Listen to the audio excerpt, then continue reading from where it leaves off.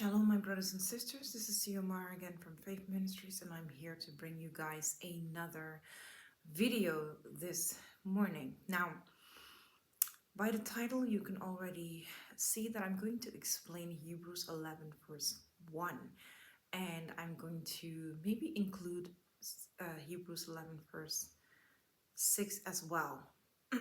Now, I'm going to read it. Hebrews 11, verse 1. Verse 1. Now, faith is the substance of things hoped for, the evidence of things not seen. Now, when God made me this promise, I thought that the promise would come together quickly. And I thought that, okay, I know about this, that this person is my person. And I'm sure that God is going to make it clear to them that I'm their person. And I thought that it would become together immediately once I got, confirmation from God that this is the person, that it would come together quickly. Now, the thing is, when God makes you a promise, the promise most of the time is not going to look like what God said. And that's where Hebrews 11 verse 1 comes in, okay? You are now literally living Hebrews 11 verse 1. This scripture has come alive right before your very eyes, okay? Now, if the promise is not looking anything like it, like what God said, this is where your faith comes in. This is where you're going to have to plug in your faith and your belief and in your trust in God. Okay? So now I'm going to now give you a few examples of what it looks like to have faith. Okay? Because I know that some people are struggling with this. Now, let's say you and your husband have been trying to have a baby, okay, and you've tried everything. You went to the doctor, you got everything researched, you got everything done. Maybe you've tried IVF. Some people try that, and it's still nothing is happening. And you've been busy with this for 1 year, 2 years, maybe 3 years, and you're like, maybe this is just a spiritual matter. Sorry, excuse me. A spiritual matter. And you go on your knees and you pray and you ask God, my husband and I have been trying to have a child. Nothing is working. And the Lord, let's say the Lord visits you in a dream or a vision, and he makes clear to you, listen, you are going to have a child, and it's going to be a baby boy or a baby girl. Okay, the Lord promises you that. Now, how do you build your faith on that promise? Well, you build your faith by going into let me say you're going to go into your house, like you're in your house. Let me say it like this. You're in your house and you have a spare room. And in your mind, you're thinking this spare room could be a baby room, when I get pregnant and for when the baby's here. Because God made you a promise. He said you're going to have a baby girl or a baby boy. So let's say you start painting, you start, really decorating the room. You get a baby bed, you get all of those cute baby stuff. You start, preparing the baby room for the baby. When people look at you, they're going to say, this woman is nuts because she is preparing a baby room and she's not even pregnant. But this is faith. Okay, this is faith. This is what your faith looks like. And this is how you build your faith. This is how you build your trust in God, by moving before that promise has even come to fruition, before a flourishing, and because listen, we are called to believe.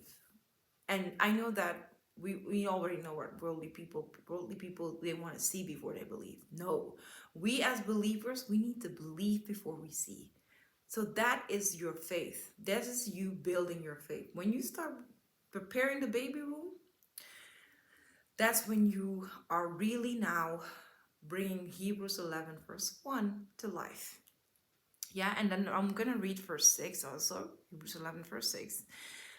But without faith it is impossible to please him. For he that cometh to God must believe that he is, and that he is a rewarder of them that diligently seek him. So without faith it is impossible to please God. So you have to have faith. So when God makes you a promise, you move on what God has promised you.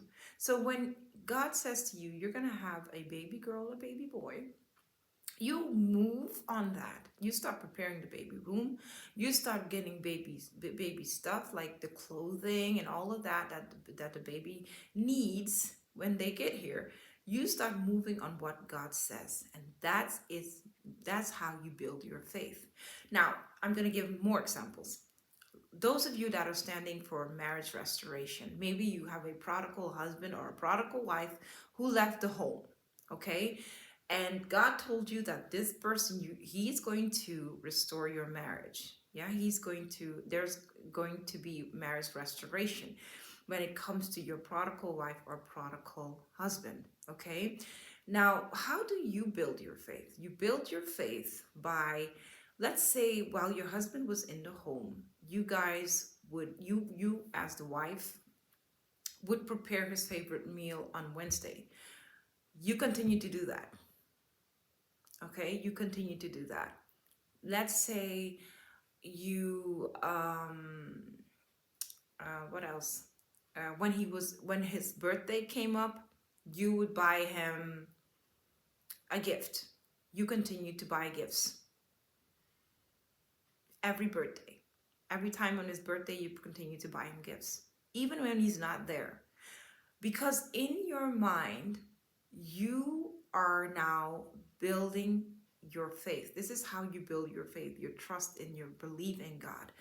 By continue to do what you were doing while the person was still in the home. Because you have faith that they will return. And when they return, you can give them all of these gifts, and you will still cook for them on the Wednesdays. You will continue to cook for them while they're back. You'll continue to cook their favorite meal on that day. So this is how it looks like for someone who is standing for marriage restoration, who believes that their spouse is going to come back, because this is what God promised you. So this is how you continue to build your faith.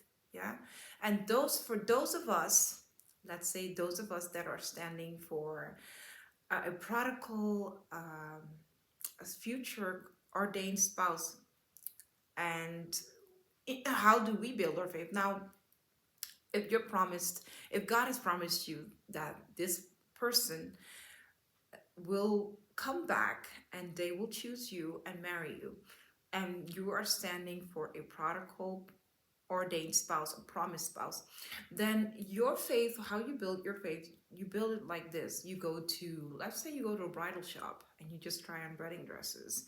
You look at rings, engagement rings, or you look at those, wedding rings. You start to plan the wedding. You start looking at venues. This is how you build your faith. This is how you build your trust and you believe in God. One more example, you start taking care of yourself. You start putting yourself together. You do all of these things, and it's all preparation for what God has promised you. This is how you build your faith, and this is how Hebrews 11 verse 1 comes to life. Yeah, in your life. And remember what is written in 6, but without faith it is impossible to please him. So when God makes you a promise, whatever that promise is, it is time to build your faith, your belief, your trust around that promise. Yeah. So this is how I just wanted to come in today to just give you some examples on how it is that you build your faith around what God has promised you. Now, when people out there are gonna look at you, they're gonna say, this woman or this man is nuts, because they're looking at it with their carnal eyes, and they want to see before they believe. And we as believers are supposed to believe before we see. So this is really what I wanted to bring you guys with this video today. I pray that this video is helpful for those of you that are standing on a promise, and the promise not looking nothing like what God said. I understand. I'm in the same boat as you. But I just wanted to give you some examples on how to really start preparing for what God has said, and how to build your faith. And that's the most important one. Yeah. Keep believing and trusting in what God said. It is coming to pass. Yeah. So I pray you guys have a blessed day today. I will, of course, see you guys in the next video. Shalom, family. Bye.